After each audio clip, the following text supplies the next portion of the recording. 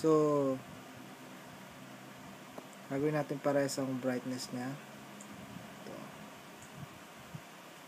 Itong dark, itong brightest.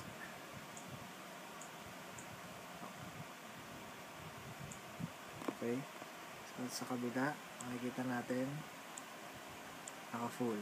Okay, so tatawag natin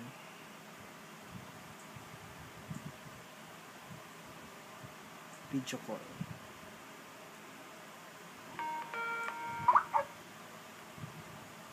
So makikita nyo ang difference nilang dalawa. Yan. So makikita nyo, itong maliwanag na to galing dito sa camera ng flame. Okay? At itong flame naman, itong madilim na nakikita nyo, galing dito sa camera ng Titan.